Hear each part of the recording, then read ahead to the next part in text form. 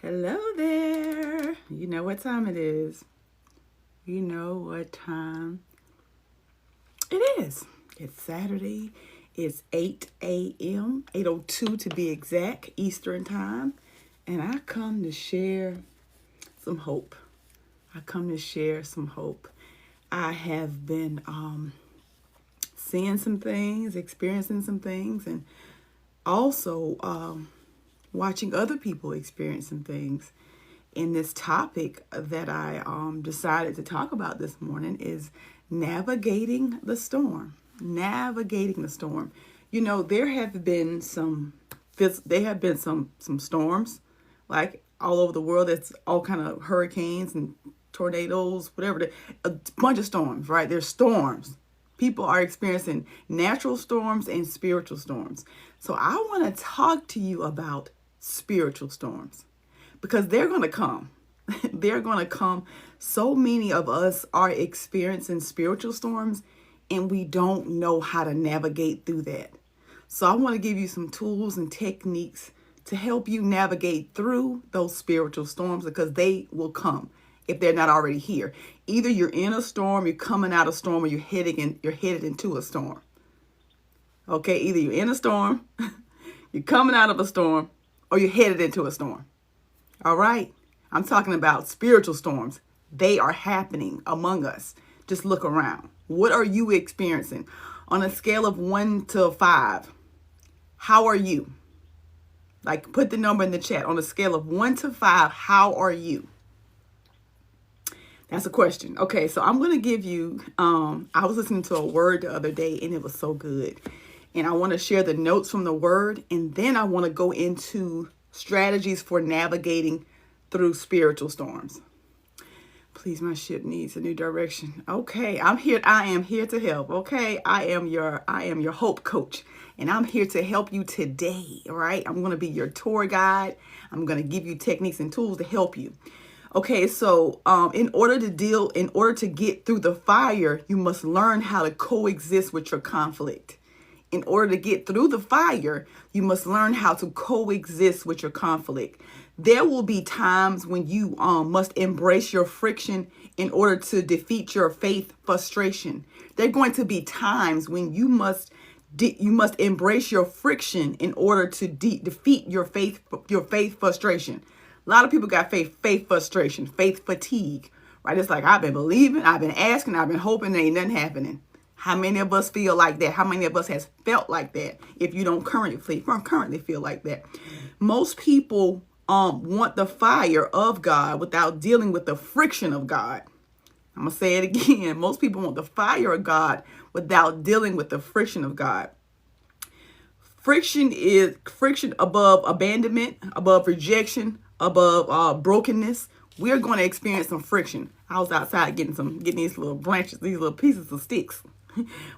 And I thought about this right here. You know how you take and you rub it together and it causes friction, right? When you rub this together, it causes friction. It causes it to heat up, right? We don't like this. This is what's happening to us right now. We have to embrace the friction, right? In order to get through the fire, you must learn to coexist with your conflict. A lot of us don't like conflict. When conflict comes, we run. It's about to take us out. There will be times when you must embrace your friction in order to defeat your faith frustration. We got to deal with this. It's not going nowhere. It's not. So we got to learn how to coexist with it. Okay? So God will use your troubles and your trials to combust you into a testimony. Okay? This is what he's doing. This is what he's doing, right? And then out of this, on the other side of this, right, you get to share. You know what? This happened, and let me tell you how I made it. Let me give you my testimony. He is using this friction to combust you, right, into your testimony. All things work together for the good of those that love the Lord. Friction. We are experiencing friction right now. What if a conversation, and I wrote this down because it was so juicy. What if a conversation can heal what silence keeps killing? What if a conversation can heal what silence keeps killing? when it comes to having those difficult conversations, a lot of us don't have the tools or techniques in order to do that, right? What if a conversation can heal what silence keeps killing? Whatever you do, keep the fire burning, because you can do all things through Christ. You got to keep that fire burning. Do not let your fire burn out, okay? And even if you do, there's somebody that can come help and light it back for you, right? Sometimes we need that help. We need that, right? Just because the storm is raging in your life, it doesn't mean it's going to overtake you. I'm here to remind you, just because the storm is raging in your life, it doesn't mean it's going to overtake you. Keep moving on. There's miracles in your movement. Keep moving, because there's miracles in your movement. You got to keep moving, all right? You got to keep moving. I've learned to be, and this is something that it took time for me to get here, y'all. I've learned to be content whatever place I have found myself in, because I can do all things through Christ who strengthens me. What you're going through is God pulling the purpose out of your prison. What you're going through is God pulling the purpose out of your prison. A lot of times we're going through stuff and we're like, why am I going through this? And you're going through it for a reason. And you will continue to go through that thing until he gets whatever he got to get out of you. Okay? He's using that to develop you. Sometimes it feels like you're in a dark place. You're in that dark place because it's for your development. If he had you out here among people, you'd probably be hurting people and wounding other people. So he has you in this place so he can develop you. He's doing that to pull the purpose out of you, right? There is only a test. This is only a test. This is only a test. This is only a test that you're going through. It will all be over. This is only a test. You got to pass the test, because when you don't pass the test, what happens when you don't pass the test? You got to keep repeating it. I don't know about y'all, but I don't want to keep taking the same test over and over again. I want new tests. I want new levels. I don't want to keep repeating the same test. I do not. I don't know about you, but I don't. Okay, so navigating through spiritual storms, these are periods of intense emotional and mental challenges. But there are strategies and practices that can help you find peace and direction. And I'm going to give you some steps to guide you through these turbulent times. I can do all things, and I know he will continue to develop. That's it. He got to develop you, and he got to get all that stuff out there that you don't need, right? There's some things in us that we don't need. So he takes us through this process, and I call it pruning, right? He takes you through that pruning process, and he's getting all that stuff out that you don't need so he can put in the things that you do need, right? And you can't move forward until he's ready for you to move forward. I know you get all these big, bodacious goals and plans for your life, and you ready for it to happen right now, but it might not be time. You might think you're ready. He might not think you're ready, right? So the first step is to acknowledge your feelings. Acceptance. Accept that it's okay to feel lost. It's okay to feel confused or overwhelmed. Denying and suppressing these feelings can make them more intense. So don't deny or suppress these feelings, because it's going to make it more intense. And then self-compassion. Be kind and gentle with yourself. Understand that everyone goes through difficult times. You are not the only person that's going through that difficult time. Okay? Seek support. This is something that we sometimes don't like to do. I don't want to ask for help. I don't want anybody to know my business. And it's like, oh my God, we heal in community. We don't heal in isolation. Okay, because you get isolated and you start believing your lies, start believing these thoughts. Well, it's over for me, and I shouldn't be here no more. And you start believing these lies, right? That's why community matters. So many times we're going through stuff, we want to just be by ourselves, and that can be dangerous. Okay, that could be, because sometimes the biggest enemy is the inner me. We beat ourselves up with our words. We beat ourselves up with our thoughts. So community. Reach out to supportive friends, family, or spiritual communities. Sharing your struggles can provide comfort and perspective. And a lot of times when I'm talking to my clients, they're like, I'm so glad I talked to you, because I just needed to talk to somebody that understood, and I just need to talk to somebody that wasn't. When you talk to somebody, you want to feel better after the conversation, not worse. If I'm coming to you with my troubles, my problems, my issues, and you're telling me, you're giving me the worst advice because that's what you are, then I'm not going to feel better at that conversation. I'm going to feel worse. So you got to be mindful who you're talking to while you're in that storm, while you're going through that thing. I don't want to talk to somebody else that's struggling. I don't mean no harm, but I just don't.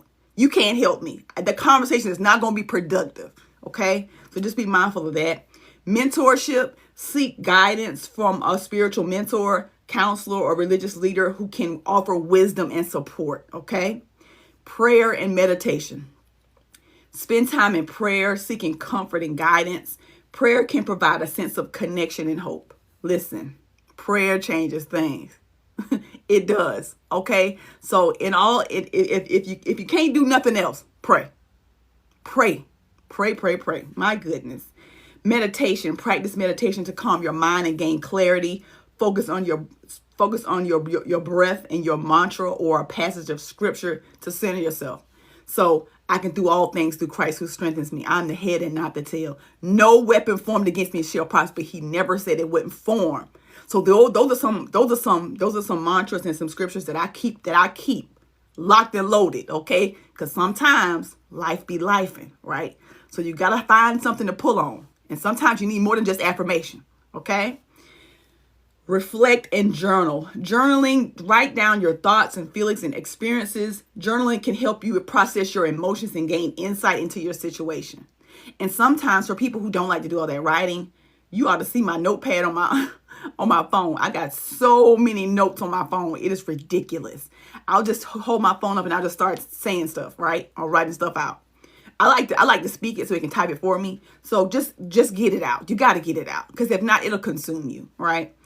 Connect with nature. This is one of the things that I really like to do. Nature walks, spend time in nature to find solace and perspective. The beauty and tranquility of the natural world can be healing. So I love to just, when it ain't so hot, because it's so hot around here lately. So I like to just go on a walk. And I don't need any music. I really don't need no company. I just like to walk because that helps me connect with nature, right? Excuse me. And then they're grounding. Practice grounding exercises such as, let me slow it down. Practice grounding exercises such as walking barefoot on the grass or sitting by a body of water to connect with earth and stabilize your energy. Now, I love connecting with the water. I love the water. One day I'm going to live on the beach. So for me, one of my grounding techniques is just being around water. I'll just like this. When I stay on the beach, I'm going to have a balcony. I'm going to have the beach. I got to see the ocean. Don't have me against looking at the wall. I want to look at the ocean. I want to walk out on my balcony, and I want to sit and I want to just look at the ocean, because that to me is peace. That's my favorite place. I would absolutely love to live. I am going to live on the beach one day. Somebody's beach. I'm going to be living right there, because that is what grounds me. That is what brings me back. That's what gives me peace. So next, studying scriptures. All right. So you want to read sacred texts and spiritual literature that resonate with you. So guess what you can do? Whatever issue whatever area that you're struggling with, just Google. Hey, Google, give me some areas when it comes to depression, or give me whatever that area is. I'm telling you, it will give you a scripture, and you study that, you read that, you meditate on that. There is so much information out here. We have to be mindful to seek it. All right. You have not because you ask not. There is help out here. Just got to be willing to get it, to ask for it, to search for it. And then there's practicing gratitude. So have a gratitude journal. When I say gratitude will humble you, right? So look at what you do have, because a lot of times we're talking about what we don't have. I want you to look at what you do have. What has worked? Look at the resume. Look at the receipts, right? Let me just break it down. Look at the receipts. What has he done? Okay? That's it. So that also, brings you back to reality, instead of focusing on what's not going on, what's not going right, what I don't have, what's not working out. And so you want to meditate on things you appreciate. I appreciate a sound mind. I appreciate a house to live in. I appreciate a car to drive whenever I need to go someplace. I appreciate food in the fridge. I appreciate good friends. I appreciate my children. I appreciate my husband. I appreciate my family. I appreciate my friends. I appreciate my accountability partners. So just think about the things that you appreciate. That's just me just naming stuff that I appreciate, right? Engage in creative expression. So that's art or music. Express yourself through creative activities such as painting, drawing, or playing music. Creativity can be powerful outlet. Creativity can be a powerful outlet for emotions. Listen, so 2 weeks ago, one of the groups that I'm in, I'm a coach in this group. We had a virtual paint party, and it was so fun, y'all. We ordered these canvases from Amazon, and it came with the paint. It came with everything you need, even the little apron and the little tablecloth. It had everything. So we was on Zoom, and we were just painting our picture, and we were talking about, our goals and, what's going on in our lives right now. And when I said that was so much fun, it was so much fun. I like doing anything. I'm a very creative person. So that part right there just brings me joy just even thinking about it, because I like to do arts and craft. I like to do making resin, molds and stuff. I like doing things like that. And I also like what I'm doing now when it comes to exercise, because exercise is like, but I made it fun. So I found videos on YouTube. They have a worship workout video. So they're playing, gospel music, and I'm dancing, and it feels like I'm praise dancing. In my mind, I'm praise dancing, but I'm exercising, right? So that's fun to me. So when it comes to exercise, that's what I do now, because that's fun. A lot of times when it feels draining, it's like, oh, I don't want to do that. And we have to change the way we look at it, right? So I found something that I like to do. I found something that's fun. It doesn't feel like a workout. So I've been doing that all week. And here's the thing. I said I was going to do it 3 days a week, but I did it 5 days. You know why? Because it's fun. It didn't feel like I was working out. It felt like I was just dancing. I was carefree, just dancing in my living room, wherever I put the video on. I was just dancing, having fun, and also working out at the same time, moving my body and listening to music, right? Okay. So I like that. What else? Practice mindfulness and presence. So mindfulness, stay present and focus on the moment.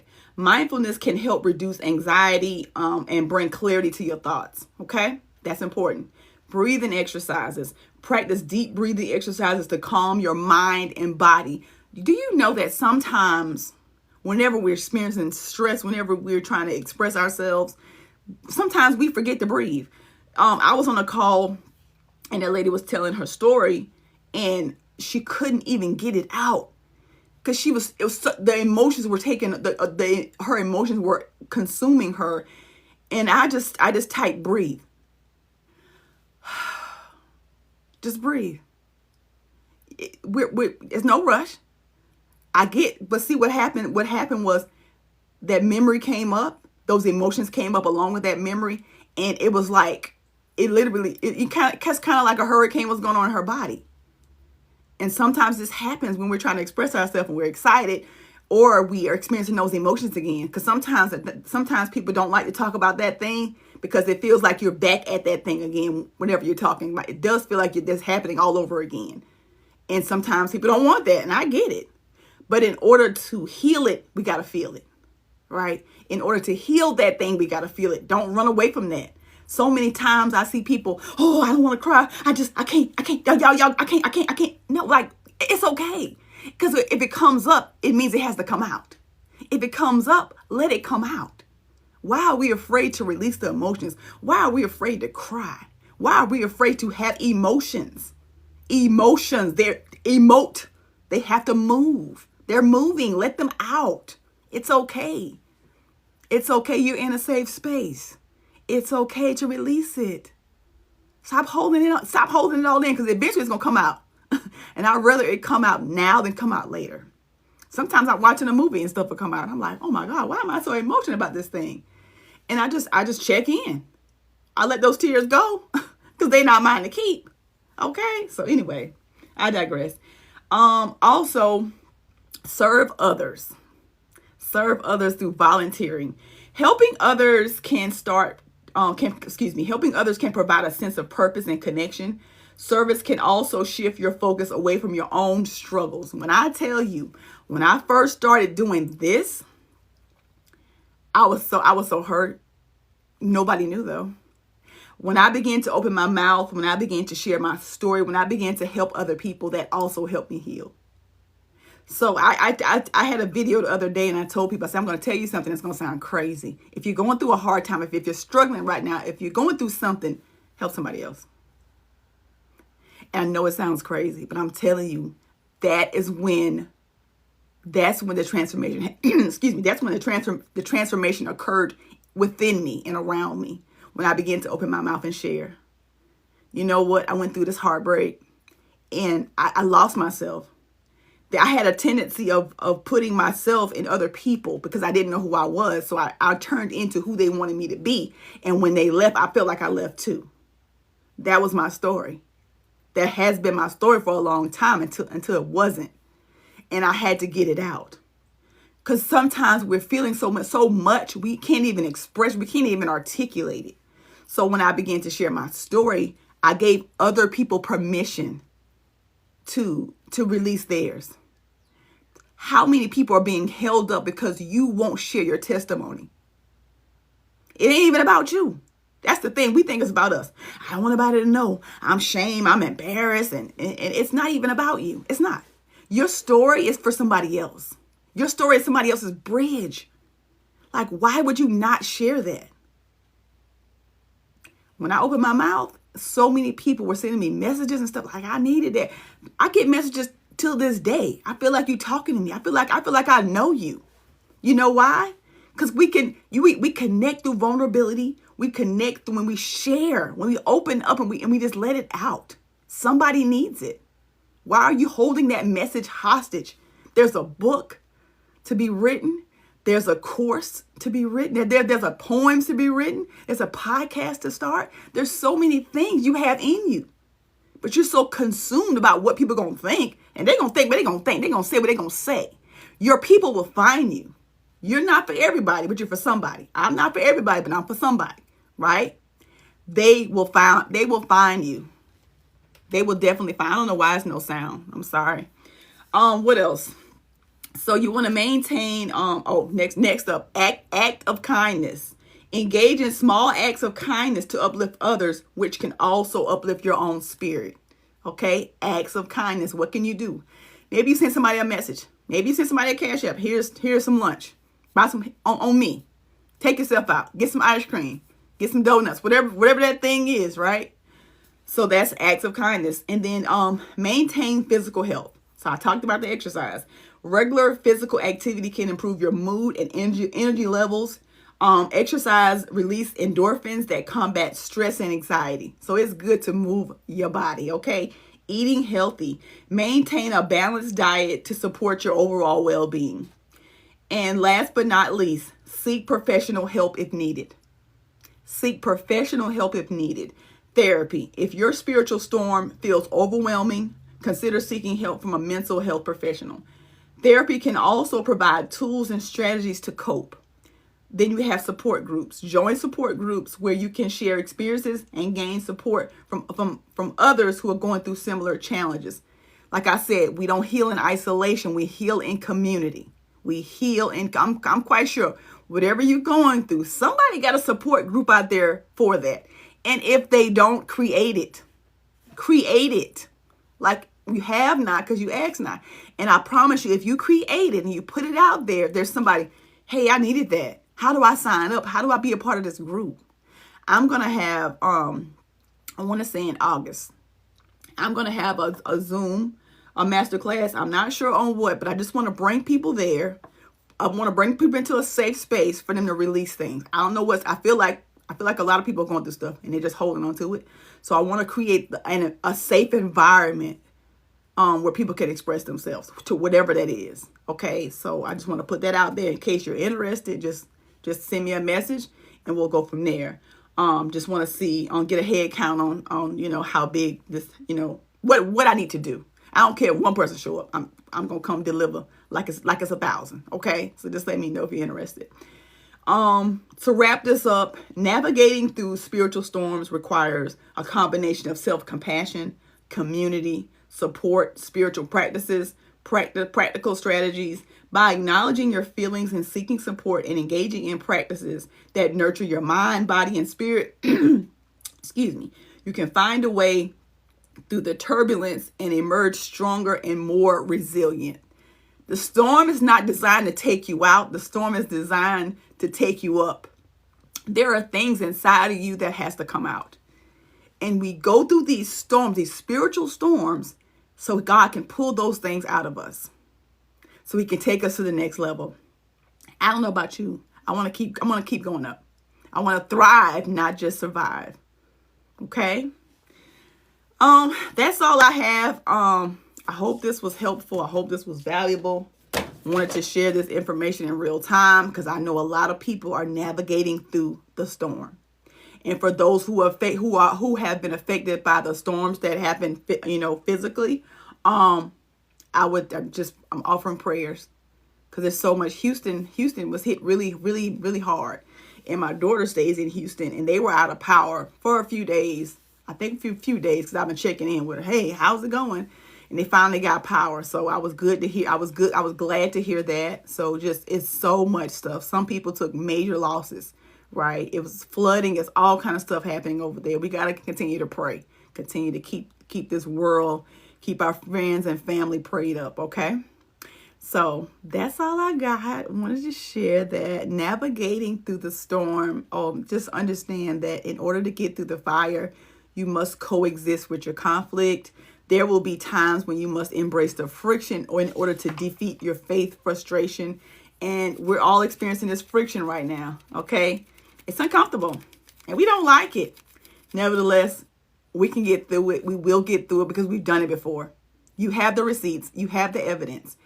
You have made it through tough times before, and you'll make it through this tough time. Navigating through the storm. Okay? I pray that you continue to navigate through this storm. I pray that God pulls out all the things that you don't need and gives you the things that you do need and places the right people in your path to help you through this navigating the storm. Okay? That is all I have. Have an amazing day and stay in peace. All right, till next time. Thanks for watching. Thanks for your feedback and your comments. I do appreciate you and your time because you could have been anywhere doing anything and you chose to be here listening to me. So, love you. Mean it. Bye. Bye.